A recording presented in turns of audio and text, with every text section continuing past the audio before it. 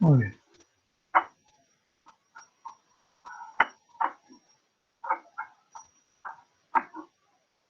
Un momentito que está bajando la actividad.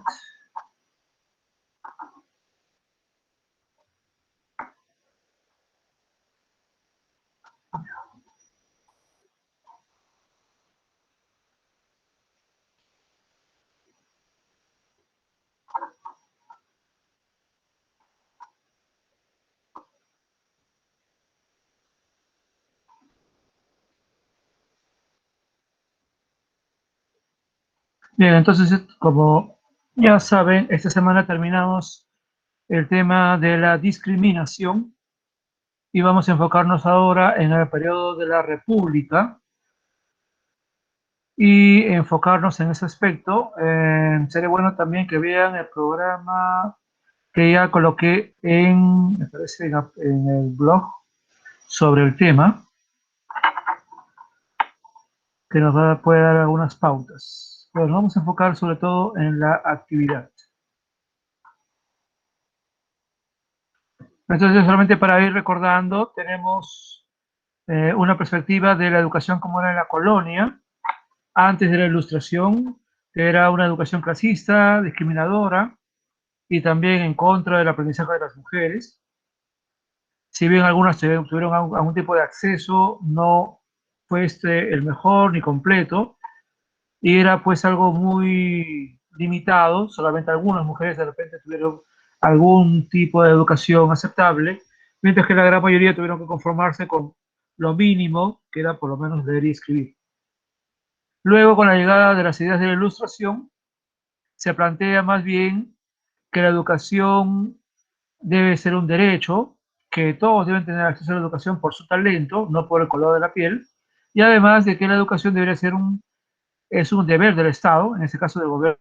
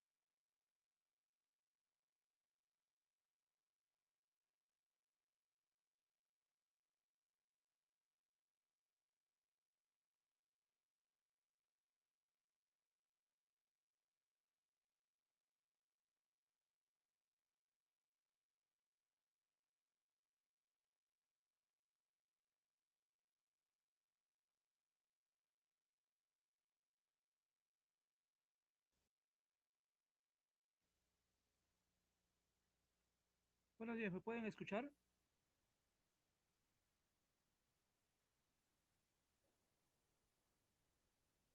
Sí, profesor, pero un poco bajo. ¿Se me escucha? Le escucho bajo, profesor.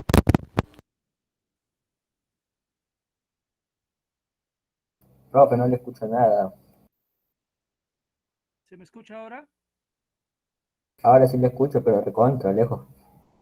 Sí, estoy aquí tengo una laptop de respaldo. La primera, la con la que trabajo, con la que se escucha mejor y la que hago la videoconferencia, se apagó de repente.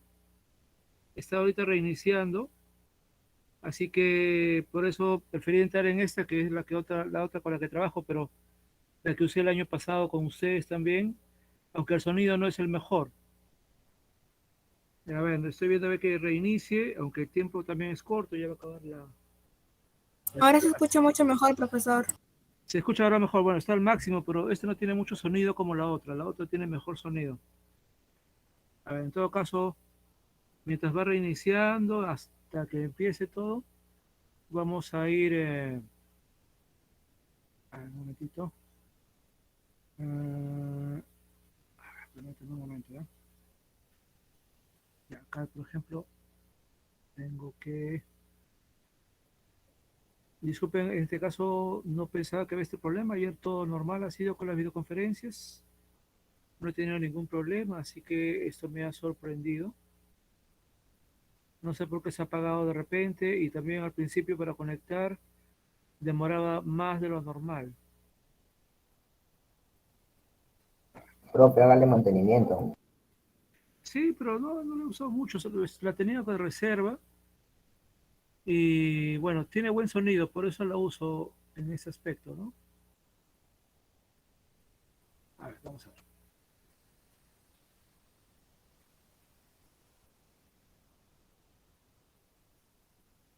Ok, mientras espera que cargue todo y vuelva a subir todo, si es que no se ha perdido lo que había colocado, entonces vamos a demorar demasiado.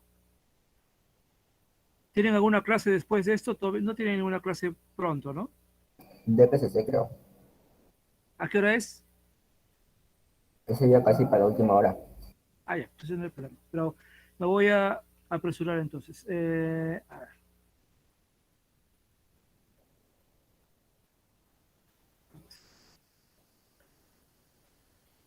Muy bien, creo que ahora sí lo pueden ver.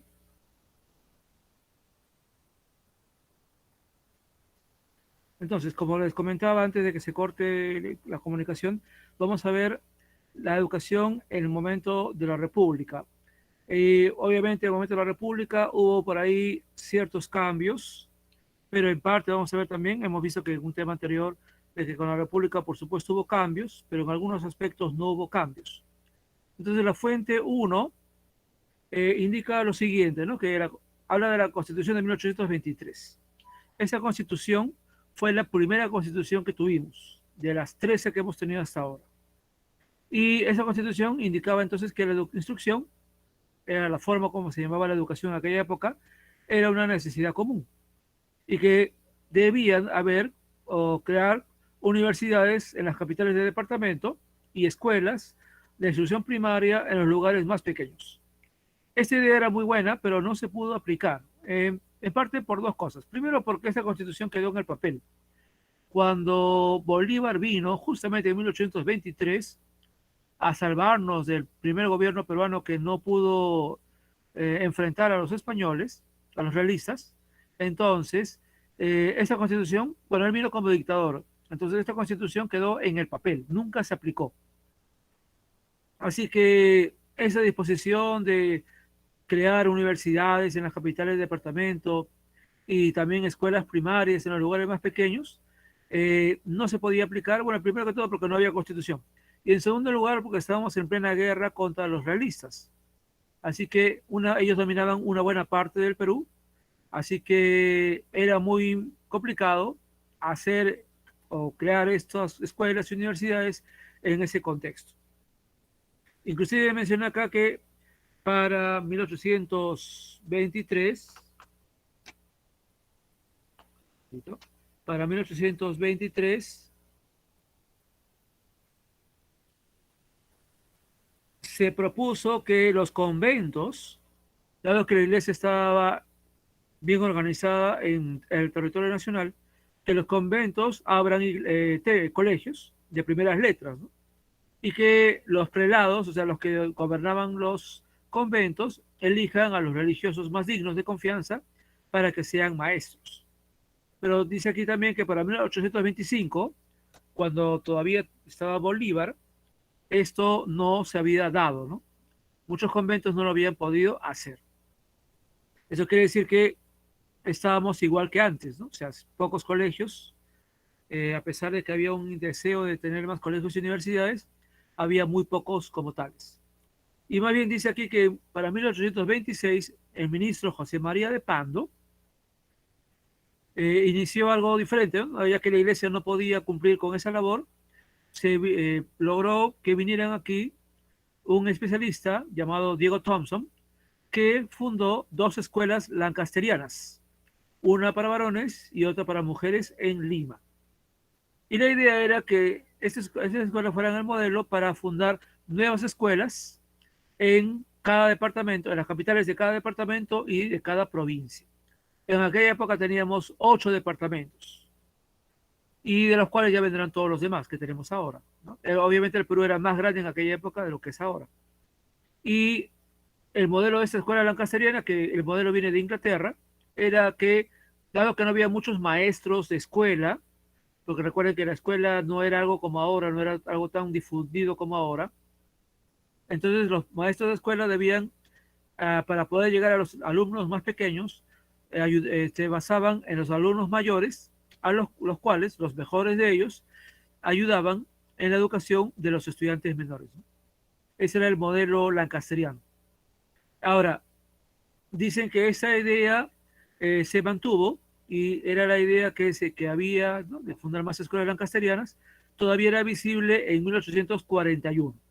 Pero hubo una razón por la cual estas escuelas no se difundieron demasiado. Primero que todo, hay que recordar que ese periodo, de hecho todo el siglo XIX, ya no solamente hablamos de 1841, sino todo el siglo XIX, fue un periodo muy complicado porque primero que todo, en buena parte de ese periodo no tuvimos dinero. Estábamos en una enorme crisis por la guerra de la independencia que duró por lo menos 25 años. Y luego cuando tuvimos dinero por la venta del guano, ese dinero se gastó en un montón de cosas. Y la educación fue una de ellas seguramente, pero no fue la más mayor gasto, ¿no? Se gastó en cosas buenas como los ferrocarriles, se liberó a los esclavos, todas las guerras que tuvimos, internas y externas, se financiaron con el guano.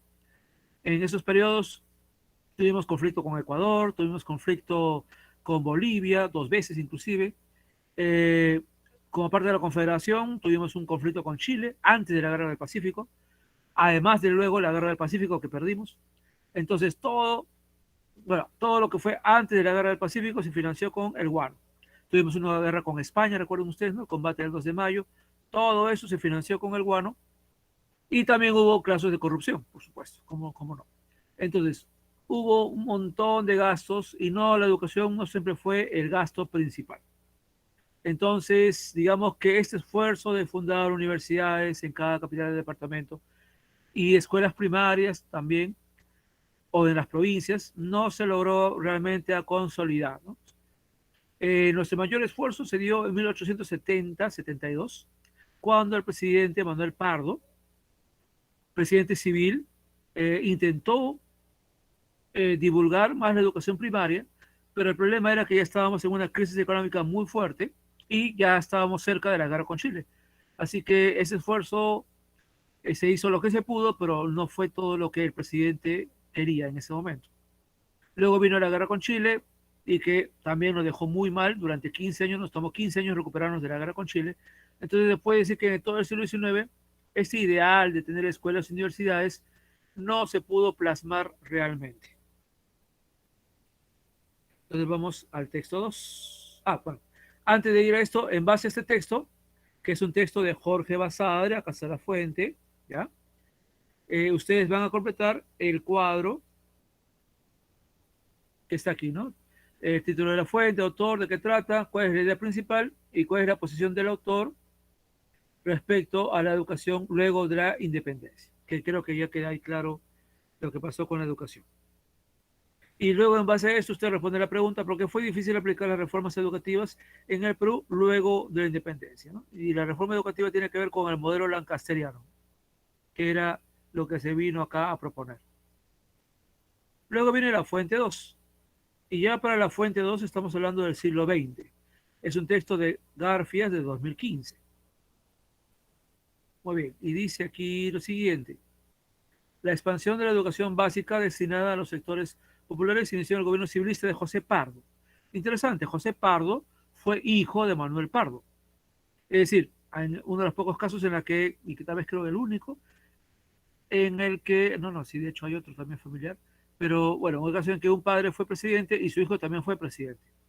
José Pardo fue presidente en un periodo especialmente positivo para la economía, que fue la República Aristocrática. Y al igual que su padre, José Pardo tenía un interés importante en la educación. Y él fue el que dio el paso para difundir la educación primaria, cosa que su padre no logró hacer por la crisis económica. Bueno, su hijo logró implementarlo, dado que en ese momento estábamos bien económicamente, sobre todo por las exportaciones que el Perú tenía y que aumentaron también por la Primera Guerra Mundial, donde el Perú fue un exportador de materias primas. Sin embargo, todavía había un problema con la educación en aquel momento. Y es que hay que recordar que durante buena parte del siglo XX, la mayor parte de los peruanos eran quechua hablantes, el 70% por lo menos, o hasta más. Entonces la población peruana era esencialmente andina, ¿no? Creo que estamos hablando de nuestros bisabuelos y nuestros abuelos. Ellos entonces eran en gran parte quechua hablantes. Y bueno, la concepción que tenían los peruanos de la costa o los peruanos que nos gobernaban, que en su mayoría eran pues, diríamos, criollos, descendientes de europeos o mestizos, era que el atraso del Perú era por los indios. Entonces, durante mucho tiempo, durante todo el siglo XIX, hubo esa concepción racista contra ellos, y en el siglo XX todavía había esa concepción. Sin embargo, hubo un cambio en la percepción en el siglo XX, y es que se propuso, ya para el siglo XX había la idea, de que el objetivo de la educación peruana, sobre todo la educación primaria, era civilizar a los indígenas, occidentalizarlos, ¿no? Es decir, quitarles todas sus costumbres, ¿no?, andinas y convertirlos en buenos peruanos, buenos ciudadanos, ¿no? No había pues la idea de la educación intercultural que tenemos ahora, ¿no?, que valora nuestra diversidad cultural, no. La idea era civilizar y occidentalizar a través de la educación primaria, ¿no? Pero también había un objetivo, además, adicional, que era educar a los indígenas, sobre todo aquellos que estaban comenzando lentamente a migrar a las ciudades, y que sobre todo se dio en los años 40 en adelante, y que obviamente esas personas que venían, que dejaban de ser campesinos, explotados de las haciendas, venían aquí a convertirse en obreros. Entonces, había que capacitarlos para que trabajen en las fábricas. Y es que hay que recordar que las primeras fábricas, realmente fábricas como tales, recién surgen en el Perú en los años, justamente la primera década del siglo XX, ¿no? Recuerden que la diferencia entre una industria y otra cosa que no es industria es que en la que no es industria hay talleres. Una cosa es tener un taller, otra cosa es tener una fábrica, ¿no? Y bueno, el Perú hasta esa época solamente había tenido talleres, donde había un cierto manejo de máquinas, pero no había industrias. Realmente las primeras industrias aparecen en los primeros años del siglo XX, y muy cerca de esa época van a venir ya las primeras luchas, ¿no?, por los derechos, ¿no? Recuerden ustedes la lucha por los derechos, por las 8 horas de trabajo, ¿no?, que siempre celebramos el 1 de mayo, ¿no? En el Perú se logró eso para un grupo, no para todos, pero para un grupo, los que trabajaban en el Callao, en 1914, y para todos en 1919. Pero para que haya esa lucha, tuvieron que surgir las primeras fábricas. Entonces, en todas estas décadas, desde que empiezan las fábricas a aparecer, y ya en los años 20, 30 y 40, entonces se necesita tener obreros y los migrantes van a ser los primeros obreros. Pero como no tienen nada de educación, porque casi hemos visto que no hay colegios primarios o había muy pocos, entonces había que hacer algo para educarlos, porque después de todo un obrero tiene que saber, no tiene que tener un cierto conocimiento para cumplir su labor. Entonces la educación tenía ese objetivo, ¿no? Y esa era la concepción que había, ¿no? Y se pensaba que era bueno porque así el indígena convertido en obrero tendrá un trabajo en la fábrica y saldrá de la pobreza, ¿no? Como dice el texto. Y de alguna manera pues también va a contribuir a la modernización de la sociedad peruana. Hay que recordar que el modelo de los civilistas, ¿no? Que son la República Aristocrática, era Europa, ¿no? Estados Unidos, que eran pues países industrializados.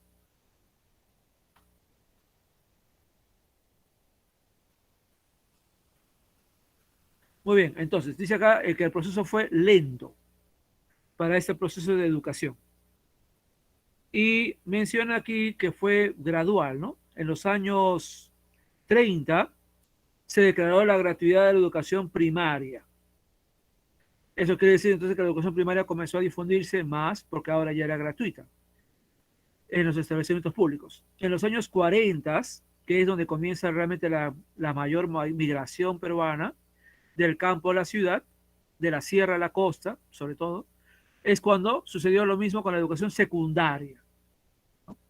Y recién en los años 70, cuando ya el Perú había cambiado y definitivamente el Perú ya era sobre todo urbano, ya no tanto rural, más bien costeño, más que andino, es cuando también se populariza, por decirlo de alguna manera, la gratuidad de la educación universitaria, ¿no? Entonces, allí pueden darse cuenta, eso es lo que se buscaba. En 1923 recién se pudo cumplir en los años 70, 80 del siglo XX. O sea, pasó más de un siglo para que lo que se quería lograr al principio de la independencia se lograra realmente, ¿no? Ya, entonces ya nos da una idea de esto. Ahora, en base a este texto 2, van a responder las preguntas, ¿no? ¿Por qué la educación se amplió a los sectores populares recién a inicios del siglo XX? ¿Cuál fue el propósito de educar a la población indígena? ¿Qué opinan ustedes de ello? Aquí, por favor, importante que ustedes opinen también sobre ese propósito de occidentalizar, eh, como decir, como dice el texto, de alguna manera cambiar a la gente, ¿no? Andina y convertirla en, digamos, gente, entre comillas, civilizada, ¿no? Lo cual quiere decir que para los gobernantes de aquella época los indios no eran civilizados, ¿no? Eran salvajes, prácticamente, ¿no? Que es lo que están queriendo decir. ¿Qué opinan ustedes de ese propósito? O también de la idea de que había que convertirlos en obreros para trabajar en las fábricas, ¿no? Y en la última parte, ¿cuáles fueron los cambios ocurridos en la educación en el Perú? Perdón, en la década de los 30 y 40 del siglo XX.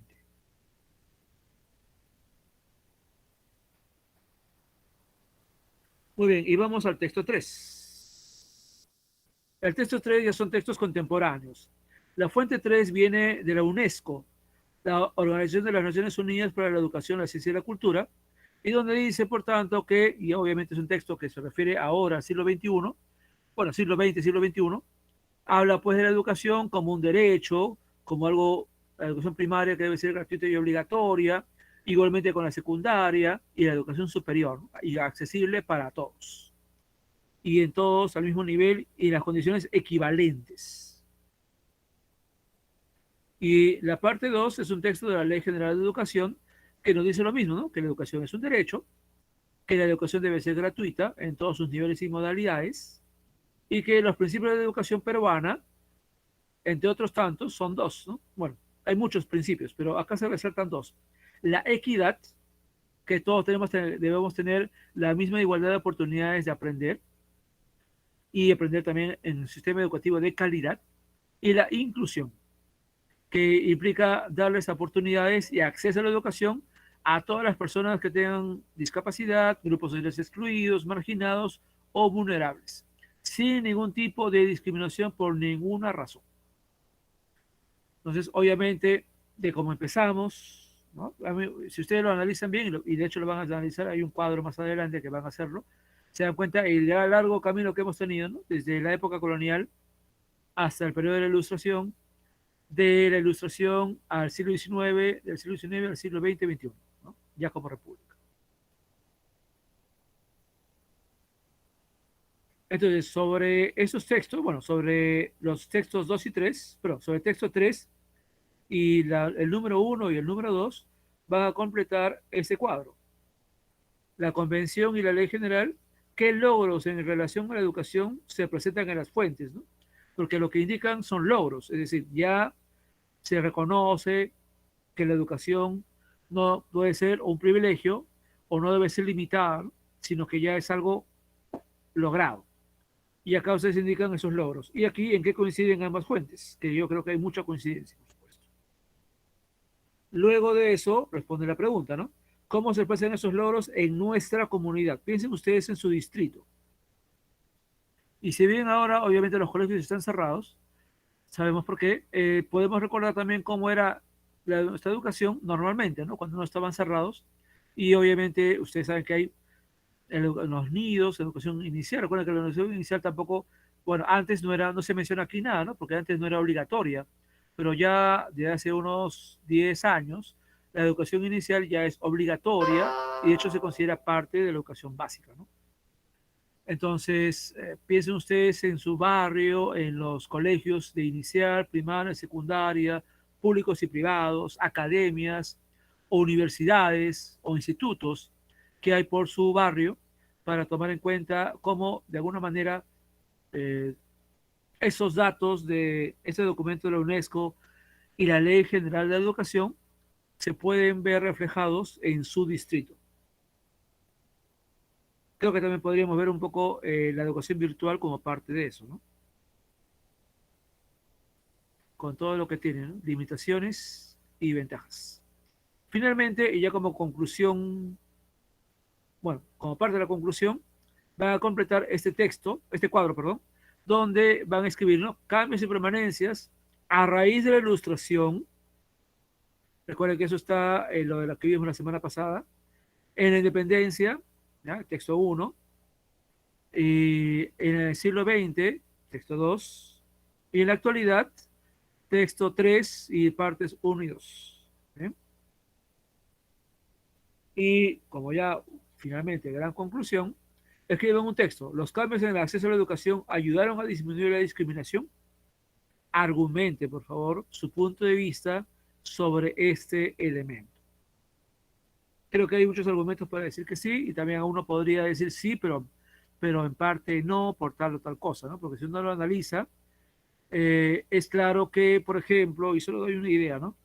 La, digamos, la educación de calidad, es cierto, es un objetivo para todos, y es algo que todos buscamos, pero tampoco no se puede negar que en la educación peruana, como en la educación mundial, ¿eh? No es solamente algo nacional, sino que es algo mundial, hay entornos de educación privada que tienen una educación pues que es muy superior a lo que el Estado puede ofrecer.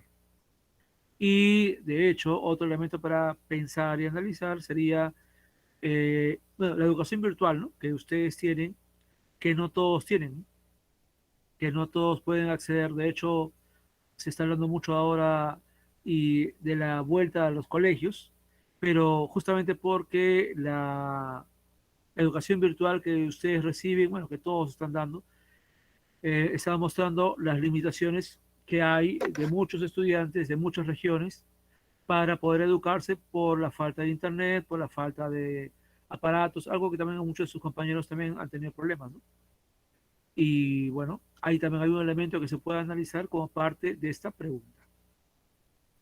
Bien, entonces vamos a ver.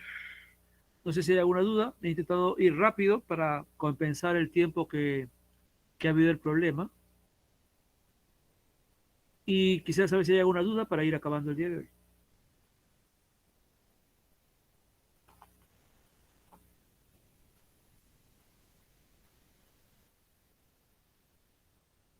¿Alguna duda?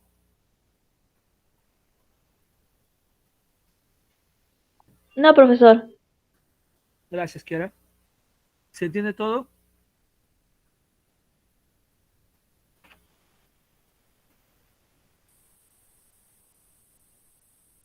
Bueno, el silencio me dice que sí, espero que sí. Entonces, no se olviden que el objetivo, lo ideal. A ver, Rey dice, profesor, a ver, un momentito, quiero ver acá a ver, un momentito, está escribiendo en el chat. Rey dice, profesor, un logro puede ser la enseñanza, debe ser de calidad e igualitaria para todos. Claro, porque en realidad ese es un objetivo que se plantea a todos, ¿no? Nadie se plantea en la educación básica, estatal, ya vamos a educar como sea, ¿no? A lo que se pueda. No, no, no. Todos siempre hablamos de lograr la calidad educativa, ¿no?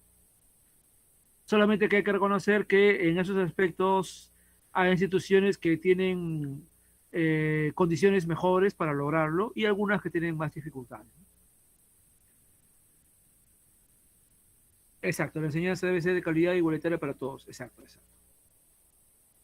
Muy bien, buen punto, Rey. Sí, obviamente en ese aspecto creo que todos estamos de acuerdo, ¿no? Y todos buscamos una educación de calidad.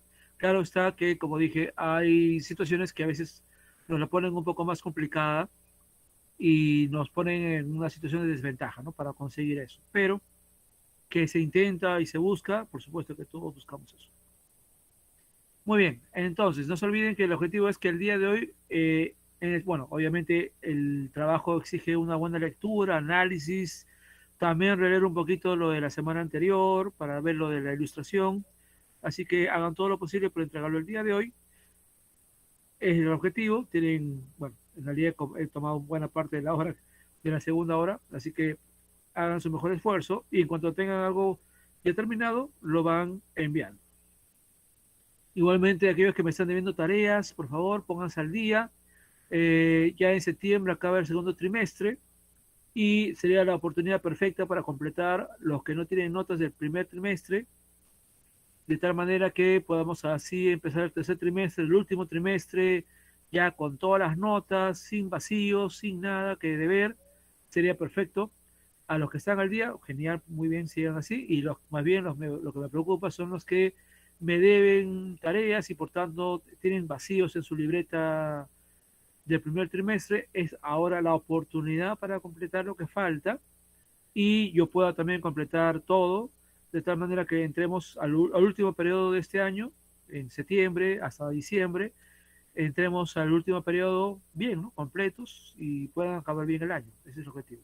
Igualmente, también indicar que por ahí algunos que me deben del año 2020 que no han completado, justamente me parece que la única forma de completar lo del año pasado sería cumpliendo lo de este año.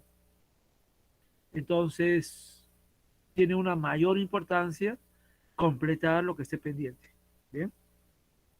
Muy bien, eso es lo que quería indicar. Y bueno, muchas gracias. No me disculpen por los problemas en la entrada tarde y luego lo que pasó. Voy a ver que ya, bueno, ya se reinició todo, así que espero que el problema se haya solucionado. Muchas gracias por todo. Nuevamente me disculpo por el problema y cuídense mucho.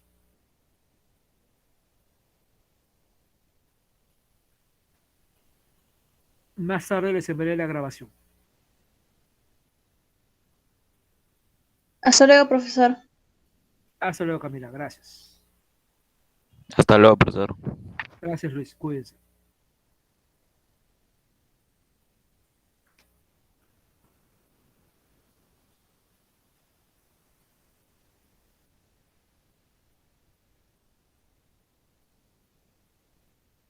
Nos vemos, Rey. Chao. ¿Sí se me escucha entonces? Sí, pero me escucha como...